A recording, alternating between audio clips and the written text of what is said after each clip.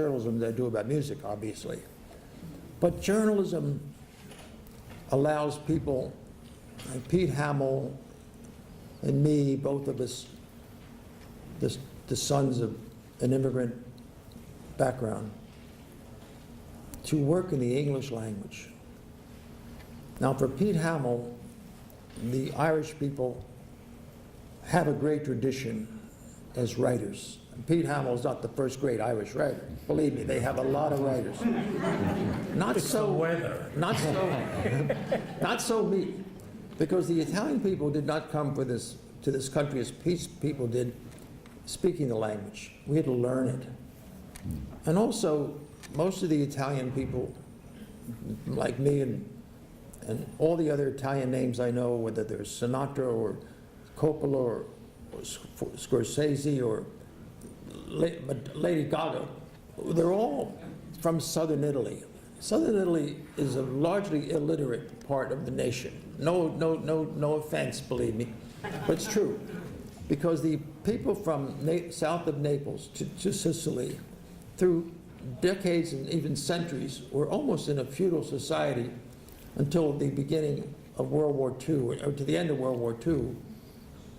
And they were dominated by a kind of severity of the Bourbon Catholic Church, which encouraged illiteracy because to be literate was to challenge the teaching of the language of religion as imposed upon them by the Vatican. And so we Italian Americans, we had the sense of song from whether it's opera or street singing, but the written word, unlike the Irish or the Jews, the word. The Italians did not have the word. It wasn't in our culture, because our culture, being insular, being from villages and mountains, and we were taught to keep secrets. The omerta didn't apply only to the mafia, it applied to everybody. Don't tell tales about your family. Don't talk about. Well, if you can't talk about who you are, who you come from, you can't really write very much. The Irish wrote, whether it's Pete Hamill or James Joyce, they wrote about what they know, they wrote freely. The Italians got it through song. Instead of producing novelists, and Pete Hamill's a novelist as well as all the other stuff, the Italians didn't have novelists, except who would write about the mafia, which was a selling subject, whether your name is Mario Puzo. My cousin Ned Pileggi and I made most of our money writing about the mafia, believe it, it's true. But how else could we do it in our language when we didn't have in our origins a love of language? It was through song that we communicated. Tony Bennett, Frank Sinatra, Dean Martin, Frankie Lane, all these people were, instead of writing short stories or novels or writing plays, they were singing songs. They were telling their story through song. Who's up there? Somebody talking to us? No, anyway. Excuse me. So that's all I want to say about music. Wish I was part of it. But it is a great way to cross over the restrictions of sameness, of singularity of thought, of a similarity in religion or color. It transcends everything. Music does. And Sinatra was the epitome, is the personification of the pluralistic society man, a man who came from backgrounds no different from mine. His father was a fireman only because the mother pushed him to be a fireman. He was a fire lieutenant or captain, whatever. And his mother was a bit of an operator in political life, unlike most Italians. So Frank Sinatra chose the right thing. I don't know if he would have made it as a writer like Pete Hamill or even as me, but he certainly made it as a singer. And he made it as a singer in a way that few singers could emulate him, really, or be on his level. He was really a special talent. As Pete, who knows him really better than me, Pete knows Frank Sinatra better than I do. I wrote about him from afar. Pete, tell us how you met Sinatra. I was in Las Vegas for a fight of some kind. You remember the fight? A prize fight. I don't remember the fight. Las Vegas must have been had to be a heavyweight fight. I remember tonight around 1:30 in the morning. Maybe Supukico knows that. No, this is, some fight. Yeah. Maybe Floyd Patterson fight? It might Floyd have Patterson, been. Sonny Liston. Floyd Patterson, I Sonny think it Liston. might have been, yeah. Yeah. Yeah, which was over, before I could take my jacket off, the fight was over. Yeah, that was Sonny Liston. But anyway, somebody, Jimmy Cannon, Oh, yeah. sports columnist, Yes. who was a friend of Sinatra, and like Sinatra, he was an insomniac. Yeah. So he was a big reader. He didn't drink or anything, No. Cannon, but he had retired with the title, as I did later. And he said, "Hey, Pierre," and I went over and sat down and was introduced to him. Really? And he was very, unlike the reputation, you know, that he had knocked out Lee Mortimer, the world's worst gossip columnist, or something. He was friendly, welcoming, and I never saw the fierce side of Yeah. Sinatra in the years that came. I never saw that. Now, whether How did you see him a second time? After the fight, did you see him again? Yeah, again, it was in Vegas. Okay. I never saw him in California. I always saw him in New York. And after the second time, then when he came to New York a few months later, Right. he called up and said, "Did you eat yet?" No kidding. So he had your phone number. Yeah, he did. Wow. Yeah, and I had his, if I Really? wanted to call him for something. And where'd you go? Where did you eat? We went to Patsy's, Wow. of course, Wow. you know. Do you remember who was with And him? Jilly was there, Jilly's wife? Jilly Rizzo, who later terrified my two little girls when they were 5 and 7. They met Jilly Rizzo and wanted to run, you know. And William B. Williams Oh, was yeah. there, and a couple Jimmy of Cannon there? Oh, Cannon was there, yeah. And they had all, we ended up the week later at P.J. Clark's, which he liked too. Sinatra happened to like the urinals at P.J. With Clark. the ice in the bottom. They look like, somebody once said, they look like stall showers for Toulouse-Lautrec. You know, they were like this high off the ground. Pete's book opens up with a scene. It's January 1970 in P.J. Clark's saloon. And Yeah. it's Pete and Jimmy Cannon and Jilly Rizzo. And the topic of discussion is who's the better writer, Ernest Hemingway or F. Scott Fitzgerald? I mean, it's really, I mean, I would have given my right hand to Well, be in that the same conversation. conversation, they get, somebody says, "I like Fitzgerald more than Hemingway." And Jilly Rizzo says, "Me too, she can really sing."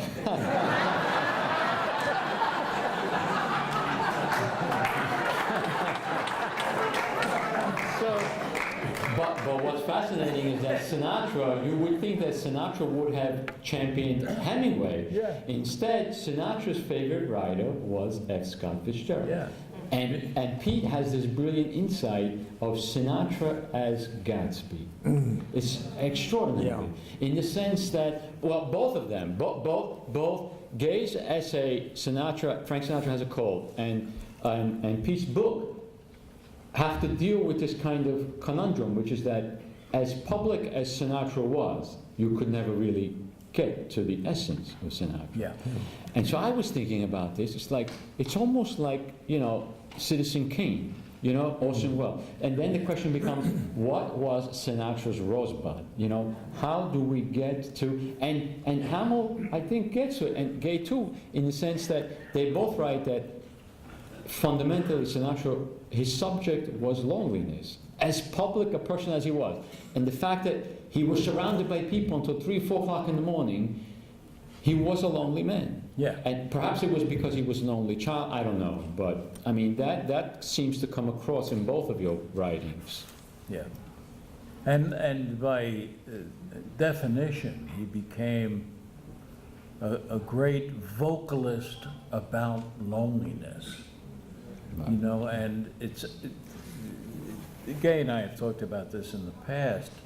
But one of the unique things about Sinatra is he started off with a primarily female audience and ended up with a primarily male audience to whom it was always 2 o'clock in the morning, and they were there alone at the bar and had to go home. I think he understood that in a way that that certain kinds of blues singers understood male anguish, you know, which involves loneliness or being forsaken, and to approach it with a kind of stoic streak, which said, it's 2:45, there's no one in the place except you and me. But he's not saying, pity me. He's saying, give me a drink. And then heading out. Don't worry about me, I'll get along. You know, there's a thing to the choice of the music. And doing it my way. Yeah. Exactly. But that only happened after the whole fall, the whole scenario with Ava Gardner, you know, because, you know, people talk about like Madonna, how she reinvents herself every decade. But Frank Sinatra did. I mean, Frank Sinatra started as like, you know, this skinny kid behind the microphone, you know, with the Bobby Soxers, and then he evolved. It seemed like every decade he was like almost a different person. Yeah. Until he matures into the chairman of the board and that, which is really extraordinary. The fact that someone can reinvent himself, you know. Yeah. For a whole life, not just 50 years. 2 weeks of fame. Yeah. You know, he became part of the soundtrack of what, 4 or 5 generations. Yeah. Part of the soundtrack.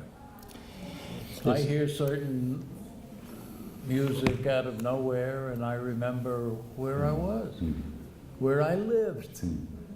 What, was I playing ball that night, or what? You know, I don't know. But I can create the details of my own autobiography by listening to him. And I think that's a kind of thing that hasn't happened yet with other kinds of music. He also had the Great American Songbook. If you got Rodgers and Hart and Cole Porter and Arthur Schwartz and people like that, all of that, those really first-class people, if that's who your writers are, you're going to find things in there that Russ Columbo didn't find. Yeah. You know? How about this idea, I mean, both of you write about this, that Sinatra in a certain sense was a paradoxical figure, in the sense that, to use Italian terms, at the very same time, he wanted to be both what we say paisan and a padrone at the same time. Okay, you have this scene in Frank Sinatra as a Cole where they're in the bar, and you know, you think that you're witnessing a kind of 2 different things simultaneously, the Sinatra, the swinger, you know, and Sinatra, the padrone. I wrote about it as Sinatra wanted to be the paisan, in other words, everyone's friend, but at the same time he wanted to be the padrone, the guy who's sitting at the head of the table, who takes care of the check, who takes care of everybody. And I wrote about this after our first Hofstra conference, that you cannot be both the paisan and the padrone. It's not possible. If you're the padrone, people deal with you a certain way. If you're a paisan, you know, people deal with you a different way. And I think the fundamental conflict in Sinatra was that he wanted to be both at the same time. I'm not sure he wanted to be much of a paisan. I think he wanted to be liked by all classes of people, people of all means, people of strength and people of weakness. But I thought he had a prideful sense of self, a singularity about his nature, confidence in his talent, even though he didn't always succeed. As we know, he had his setback from which he returned triumphant. But I don't think Sinatra ever saw himself as a lowly figure, dependent person. He got tremendous confidence, I think, from being the son of that mother, who was a really, like the Catherine de Medici of Hoboken. She really was a force in his life. And I remember when I saw her, actually I saw more of her than him when I did that piece because he wouldn't see me. It was just a bad time. That assignment I had from Esquire, which I'd never wanted to do, it wasn't my idea. I don't know if you want to hear how I got to write that piece, but it certainly wasn't something I wanted to do. What it was I had worked for 9 years as a daily reporter. And from 1956, as you said, to 1965. In 1963, people correct me if I'm wrong, but I think there was a 3-month strike during that time. Yeah. During that 3-month period, I was on welfare, or whatever it was. But what I gained from the strike was 3 months of freedom. And that meant that I didn't have to go to work 5 days a week. I could not go to work for 35 days a week. I mean, I could just do what I wanted to do. And one of the things I did, this is not Sinatra, but it is about journalism in a way that leads to Sinatra. I got an assignment from Esquire to do Peter O'Toole, who Pete's a friend of Peter O'Toole as well. And Peter O'Toole had just recently made this tremendous success of Lawrence of Arabia. And I went to see him during the strike. I had an assignment so I could spend 2 or 3 weeks with him. And he was the most intelligent, the most interesting, charming man I ever interviewed. Really, the only one. I don't know how Pete feels about it, but sometimes you get an assignment and you do it because you have to do it. In O'Toole's case is the one time I really enjoyed research. I didn't enjoy it with Sinatra. It was a mess with Sinatra. Most of the people are difficult to deal with. Can't wait till I finish the piece. In the case of O'Toole, no. And he looked at me once. He was the only interviewer I ever had, subject, that asked me about myself. And he said, "You're married?" I said, "Yeah." I said, "My wife is, grandfather came from Ireland." "Do you have any children?" "No." "Why not?" "Well, I don't have any money." This was 64. I have a job. I just quit the New York Times. No, I worked for the New York Times. "And you don't have any children?" "No." "Why?" "Because I can't afford them." "What do you mean you can't afford them?" "You're just a conservative guy. You don't take risks. You don't take risks." And I said, "I don't know what to say."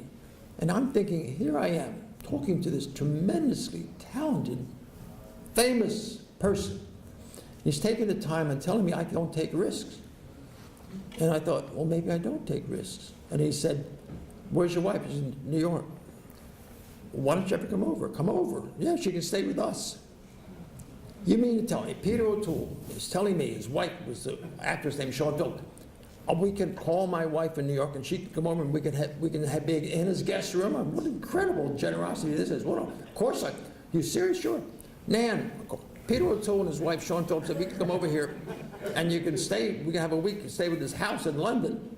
She comes over, and in our guest room we conceived our first child, who was born in 1964, and she was a business. So Peter O'Toole was a good experience. Sinatra, but I'm not known for Peter O'Toole. I love Peter O'Toole.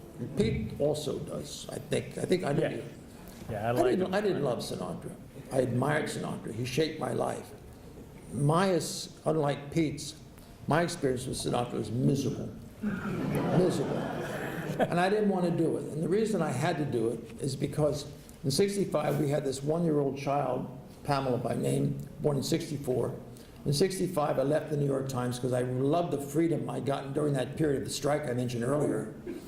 And I went to Esquire, and they paid me the same amount of money. It was like, I used to make $315 a week at the New York Times. Doesn't sound like much now, but it was pretty good. It wasn't the top, but it was pretty good. So Esquire said, we'll give you the same amount of money, and all you have to do is 6 pieces a year. That's pretty good. He said, you can pick, I said, can I pick the piece? No, you can pick 3, and we'll pick 3. The editor of Esquire said, I'm gonna pick 3. He was named Harold Hayes, big name, and Pete knows him, and I know him. So I wanted to write, when I quit the New York Times, I wanted to do one thing. I wanted to write about reporters. And I thought the world of journalism was so interesting. And the people never wrote about journalists or copy readers or editors. There was no such thing as media in the language in those days.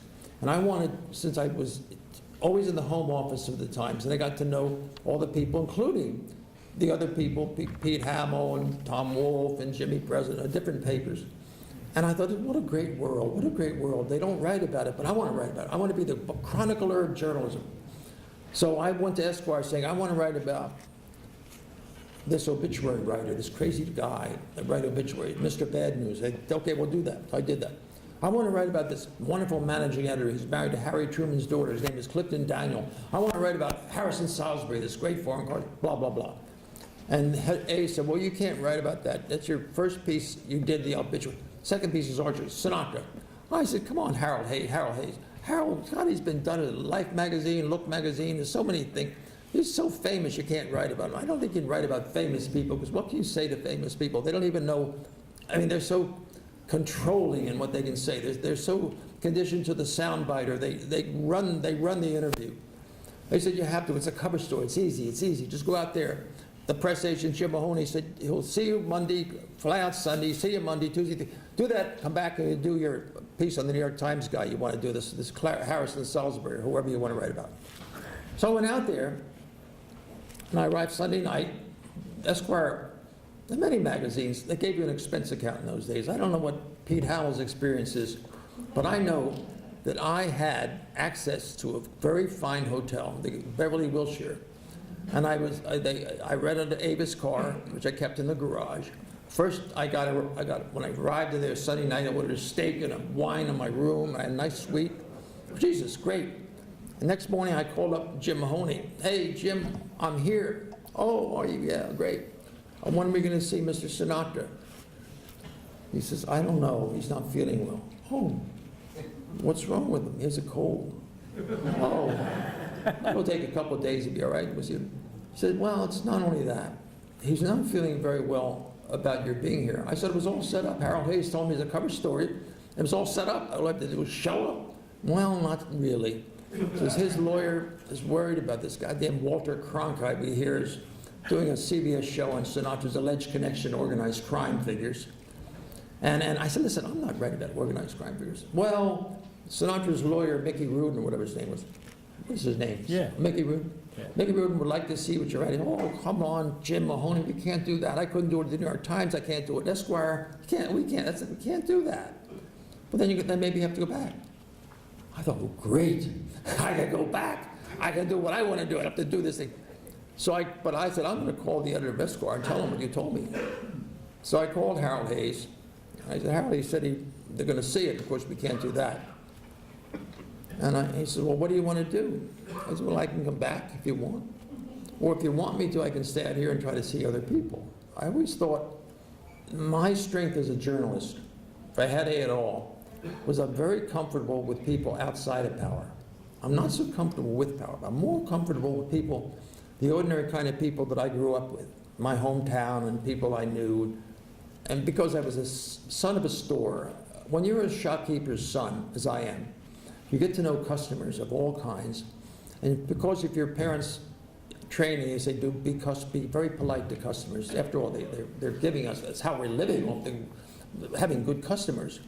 So I learned as a boy to treat customers with great respect and deference. And I was very polite.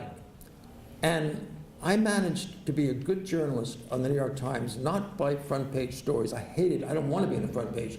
Because front page is news of important people. But page 37, 38, which I dwelled and wanted to dwell, was stories about ordinary people, a doorman in an apartment building, a guy that made fixed bicycles, or